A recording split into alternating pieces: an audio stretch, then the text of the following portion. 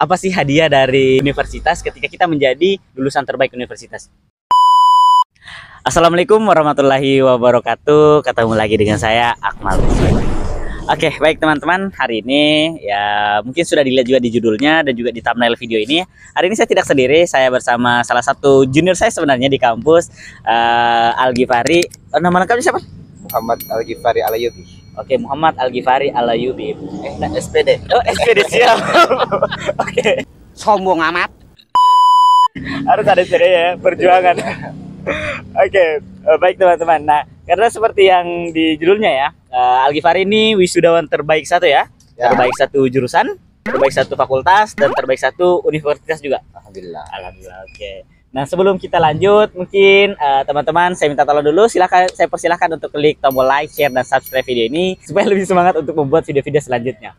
Oke, sebelum kita lebih membahas lagi terkait bagaimana Al-Ghifari bisa mendapatkan predikat tersebut, saya mau perlihatkan dulu teman-teman video Al-Ghifari waktu mendapatkan kemarin predikat cum laude dan juga gelar gelar terbaik satu universitas. Kita saksikan video berikut ini. Program sarjana terbaik satu. Nama Muhammad Al-Ghifari Al-Ayyubi SPD. Tempat tanggal lahir Belawa 17 April 2001. Jurusan Pendidikan Matematika Fakultas Tarbiyah dan Keguruan. IPK 400. Predikat cum laude. Oke, nah dari video itu dapat IPK berapa? 4,00. 4,00 pemirsa. Ngeri gak sih? 4,00 anjir. Gimana bisa dapatkan IPK 4,00? Ya, bagaimana ya? Awalnya juga enggak percaya Kak, enggak pernah nyangka kalau bisa sampai nilainya sempurna begitu. Karena pas akhir semester 7 itu, soalnya nilainya 3,99. Oke. Ya, pernah dapat 1 A-. Tapi setelah nilai skripsi itu keluar, ternyata ada pembulatan. Oh. Jadi 4,00. Kayaknya aturan matematikanya berlaku. Oke. Di atas 5 ya dibulatkan. Oke, tapi masa studi berapa lama itu? Masa studinya itu 3 tahun 7 bulan 4 hari. 3 tahun 7 bulan. Oh, berarti nggak cukup 4 tahun ya? Ya, oke, baik. Nah, kan Al-Ghifari juga ini junior saya di jurusan pendidikan matematika. Nah, cuma beda nasib aja. Oke, tapi Al-Ghifari kemarin berapa orang di angkatan wisuda? Kemarin 2 orang. 2 orang. Tahu nggak sih berapa banyak wisudawan kemarin? Wisudawan kemarin itu ada 751 dengan pasca sarjananya. Tapi bagaimana perasaannya pertama kali disampaikan bahwa pasti ada penyampaian kan sebelumnya bilang akan nanti menyampaikan speech terkait karena wisudawan terbaik itu. Gimana perasaannya? Perasaannya bahagia, terharu, nggak nyangka juga, dan juga sebenarnya dulu nggak pernah berharap sih bisa sampai menyampaikan pidato, menyampaikan kata-kata di depan orang-orang banyak dan sebagainya. Cuma bisa mengucapkan mudah-mudahan suatu hari nanti saya juga bisa berbicara di depan orang banyak seperti itu. Kemarin itu pas daftar nama wisudawan keluar dari tingkat fakultas, itu di situ sudah ditahu sebenarnya yang ini sudah terbaik ini. Tapi yang memastikan itu setelah dihubungi dari ketua jurusan untuk siapkan speechnya. Dan juga ternyata selain saya orang tua juga diminta. Orang tua juga. Jadi orang tua juga tuh katanya, wow, saya merasa bangga sekali, bahagia. Pasti. Dan terharu. Ya begitulah Kak. Oke. Jadi yang sampai speech ibu atau ayah? Ayah. Oke. Terus waktu gimana reaksinya ayah pas disampaikan ayah nanti disuruh persiapan speech? Nggak menyangka, dan juga kayak ini kan pertama kalinya berbicara di depan orang. Sebenarnya sudah sering karena kebetulan ayah bekerja sebagai penceramah begitu. Oh, oke. Tapi untuk acara-acara formal seperti ini itu baru pertama kali. Jadi agak masih kaku. Begitu. Baik. Nah, kalau ibu sendiri tanggapannya gimana? Kalau ibu sendiri sih ya pastinya bahagia, nggak menyangka juga karena selama ini kan hampirlah pendidikannya itu proses pembelajarannya online akibat virus kemarin. Dan bahkan orang-orang di kampung itu enggak pernah menyangka kalau saya itu masih kuliah, dikiranya enggak kuliah karena keseringan tidak di kampung. Iya, karena saya biasa lihat juga story-nya bantu ibu di pasar ya. Ya betul Kak, betul. Satu hal yang saya salutkan sama Algi Fari ini karena seperti yang saya sebutkan tadi, saya masih biasa lihat story-nya Algi itu bantu ibunya di pasar. Kalau betul ibu memang jual di pasar, jual apa di pasar? Menjual campuran Kak, kayak bahan pokok, sayuran begitu. Kalau ayah pekerjaan utamanya? Kalau betul? Penceramah khutbah Jumat begitu. Selain itu ya bantu ibu juga menjual. Karena fun fact-nya sebenarnya kita pernah kita punya ada satu organisasi dan kita pernah nginap berapa ya, sekitar 2 minggu ya, 2 minggu di rumahnya Algi Fari dan memang orang tuanya Algi Fari sangat welcome kita ada di sana dan itu yang membuat saya salut karena Algi Fari tetap bisa membantu orang tuanya. Dan satu lagi yang bisa yang membuat saya salut adalah karena Algi Fari ini dia bukan tipe yang akademisi yang kutu buku yang betul-betul di kampus terus. Dia juga organisatoris karena kita sempat apa ya, di beberapa organisasi seperti di Matrix dan juga di IKA Himatika. Nah bahkan Algi sempat ke Aceh juga ya kemarin, ya, betul. Aceh untuk kongres IKA Himatika. Jadi dia bisa menyeimbangkan antara pendidikannya dan juga organisasinya. Nah mungkin bisa diberikan tips bagaimana sih sebenarnya kita bisa menyeimbangkan antara organisasi dan juga akademiknya. Kalau berbicara masalah menyeimbangkan antara organisasi dan akademik, sebenarnya yang pertama itu Kak dari apa ya, perspektifnya orang sendiri dulu. Karena kebanyakan orang menganggap bahwa organisasi itu akan menghambat pendidikan dan sebagainya. Kalau saya sih Kak sebenarnya pemikirannya itu bahwasannya organisasi ini sebagai penunjang. Kemudian kita harus ketika berorganisasi kita memang harus cintai, kita harus punya rasa ingin tahu terhadap organisasi tersebut supaya apa? Supaya kita terus bisa bertahan di organisasi tersebut. Dan juga yang paling penting sih manajemen waktunya, harus bisa mengatur waktu. Pendidikannya utama, tapi apa? Organisasi itu sebagai penunjang, jadi tetap pendidikan utama. Oke, betul. Kalau betul organisasi apa aja yang diikuti pada selama di proses perkuliahan kemarin? Selama proses perkuliahan itu kemarin ada Hipermawa Komisariat Belawa. Oh, itu sebagai ketua juga ya kalau nggak salah? Iya Kak, sebagai ketua juga loh. Oke. Ada Hipermawa Koperti UIN Alauddin. UIN. Ada IKA Himatika. IKA Himatika. Ada Senat Mahasiswa. Senat MJ. Oke, himpunan aktif juga di Kopma, Koperasi Mahasiswa. Oh, oke, aktif di Kopma juga ya? Iya Kak. Kemudian IKA Himatika. Oke. Dari Soleanam. Oke.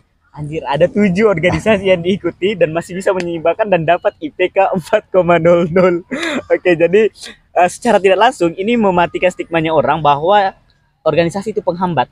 Ya. Karena buktinya ada orang yang sampai 7 organisasinya bahkan terlibat sebagai ketua dan juga sebagai senat dan himpunan dan sebagainya, tapi masih bisa mendapatkan IPK 4,00. Kembali lagi yang seperti disampaikan Algi adalah di manajemen waktunya karena ini bisa menjadi penunjang kalau dari Algi sendiri. Ya betul Kak. Nah, kalau dari selama perkuliahan kemarin hal tersulit yang dialami pada saat perkuliahan sebenarnya di mana? Kalau hal tersulitnya sih Kak, yang pastinya pas kuliah online itu. Oh, kuliah online. Biasanya tuh kalau hari pasar, nggak tahu ini pengalaman lucu atau sedih atau bagaimana. Pada saat pasar itu kan rame, apalagi tempat jualannya itu dekat penjual ikan. Oke. Jadi selagi dosen menjelaskan mau didengarkan, pembeli mau dilayani, ada juga suara penjual ikan ribut. Jadi pintar-pintarnya Mami. Jadi pada terkadang sih Kak ketinggalan materinya. Jadi kalau tidak diulangi ya pasti ketinggalan. Dan juga tentunya ada teman-teman yang bisa membantu begitu. Pernah alamin dari sih misalnya disuruh tiba-tiba presentasi atau bicara tapi suara pasar lagi ribut-ributnya? Sering sekali malahan Kak. Nggak ini apa namanya? Dosennya tidak ngeh gitu. Terkadang merasa terusik. Jadi pernah satu kali kalau tidak salah saya lupa mata kuliah apa. Jadi pada saat menjelaskan itu ada orang yang beli. Oke. Jadi saya tutup mikrofon bilang langsung lari cari tempat sana tersembunyi di belakang pasar. Kemudian itu dilanjutkan baru sedikit ini sudah sempat dicari sama dosennya bilang mana yang presentasi. Presentasi waktu itu. Sementara presentasi karena ribut ada orang yang mau beli. Saya tidak layani, langsung tutup mikrofon langsung lari ke cari tempat yang tersembunyi. Pas sampai tempat tersembunyi itu jaringannya jelek, kurang mendukung. terpaksa saya kembali ke tempat, saya tanya sama mama, saya bilang saya mau pulang ke rumah, mau kuliah sementara presentasi. Oke, jadi langsunglah untuk presentasinya di next ke pemateri berikutnya, pulang ke rumah, sampai di rumah baru lanjut presentasi. Oke, berarti lumayan. Itu jarak rumah ke pasar sekitar berapa menit? Ya sekitaran 5 menit lah. Oke, berarti sempat dicari juga ya. Sempat.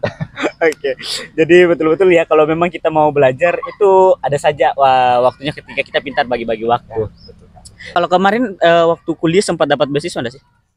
Enggak, Kak. Oh, enggak sempat dapat beasiswa ya. Oke. Beberapa kali daftar tapi memang belum rezekinya. Oh, belum rezekinya ya. Tapi rezekinya di sini dahir. Oh ya. Amin. Nah, sebenarnya yang bikin saya penasaran nih, apa sih hadiah dari universitas ketika kita menjadi lulusan terbaik universitas? Kalau hadiah kemarin ada bingkisan, Mm-mm. isinya itu semacam plakat begitu, plakat. Ada juga Al-Quran. Oke. Tapi ada enggak sih tawaran seperti beasiswa S2 gitu? Enggak ada ya?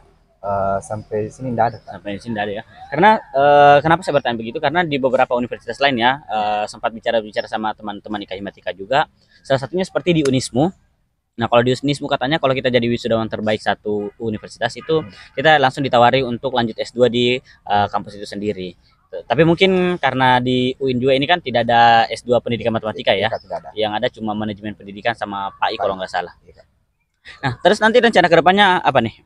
Lanjut S2 kah, kerja, atau mau bagaimana? Atau mau nikah?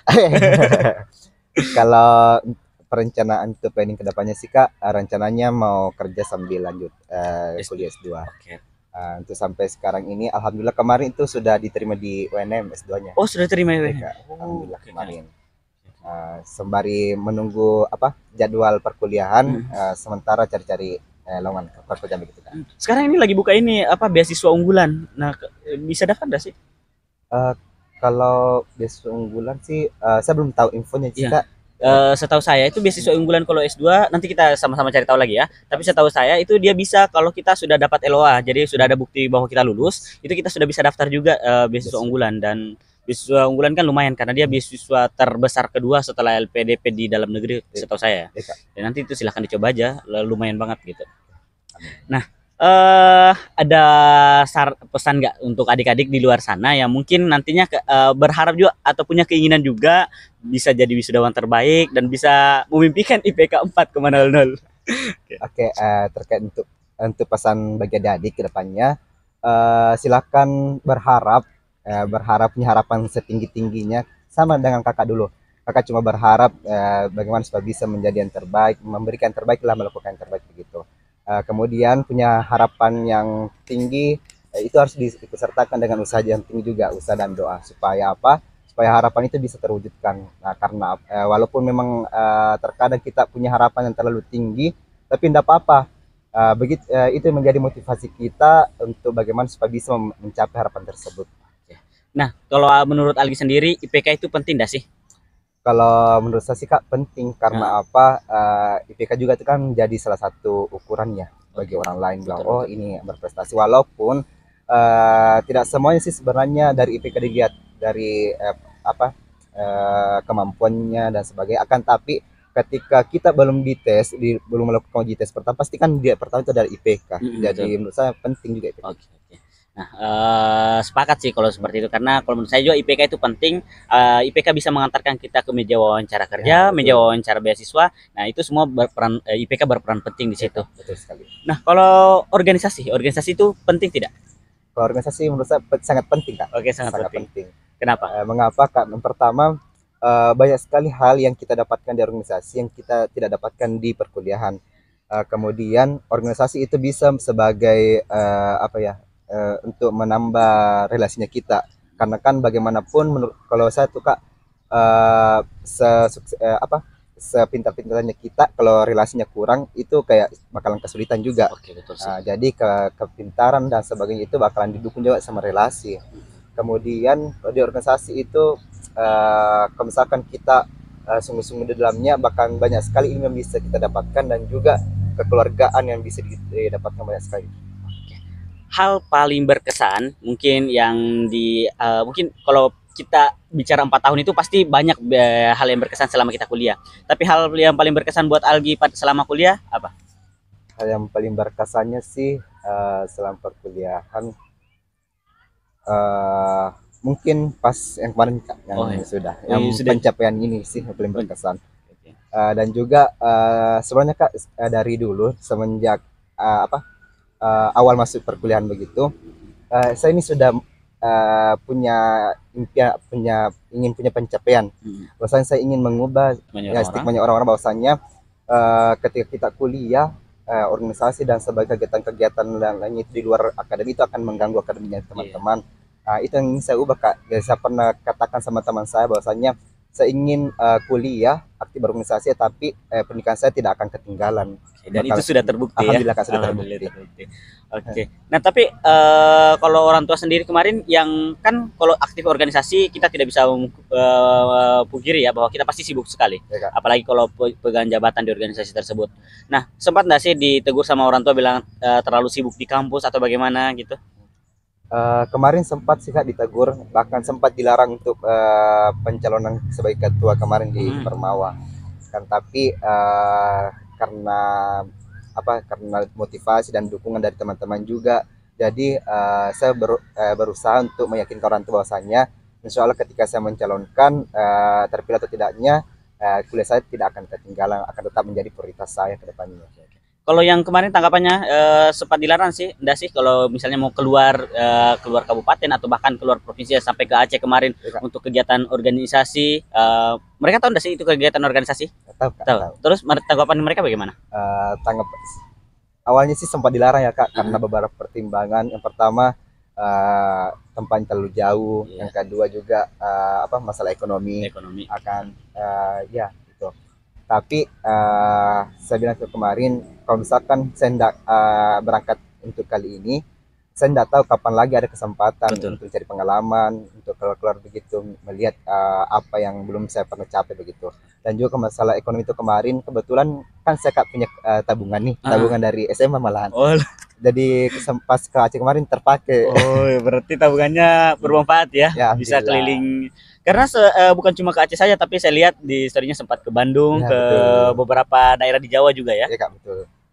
Karena memang bukan cuma relasi saja sih, tapi experience-nya itu, karena kalau kita sudah selesai, saya rasakan sekarang kalau kita sudah selesai, sudah tidak ada lagi, kita mungkin bisa saja kalau kita sudah kerja dapat uang dan sebagainya, kita bisa saja berangkat ke sana, tapi tidak ada urgensi kenapa kita harus ke sana.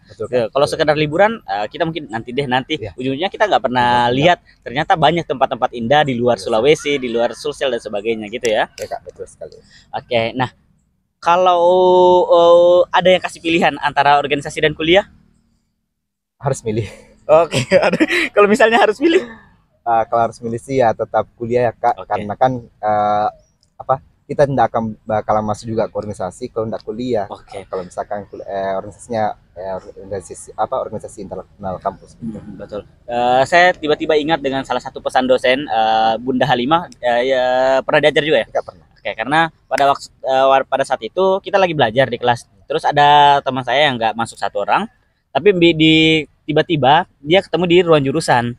Ternyata dia urus salah satu persuratan untuk organisasi. Terus dia dimarahi dan Bunda Halimah bilang gini, kamu masuk di organisasi itu karena kamu mahasiswa, bukan karena kamu di organisasi itu kamu jadi mahasiswa.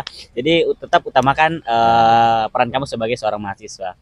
Begitu. Nah, mungkin itu pembicaraannya kita dengan Al-Ghifari. Semoga teman-teman di sini yang nonton video ini bisa termotivasi juga. Intinya yang saya tangkap dari Al-Ghifari tadi, kalau ada mimpi besar silahkan bermimpi besar. Nah, kalau saya tambahkan, mimpi itu gratis, jadi silakan bermimpi besar, tapi ya bangun dari mimpinya untuk wujudkan mimpi itu, supaya mimpi bukan cuma sekedar mimpi. Oke, baik, terima kasih Algi atas waktunya, semoga kedepannya lebih sukses lagi. Amin. Lancar S2-nya dan dapat pekerjaan yang diimpikan. Amin. Oke, baik, terima kasih teman-teman. Sebelum kita akhiri, jangan lupa like, share, dan subscribe video ini agar saya lebih semangat lagi untuk membuat konten-konten ke depannya. Assalamualaikum warahmatullahi wabarakatuh. Salam. Baik, terima kasih lagi. Oke Kak.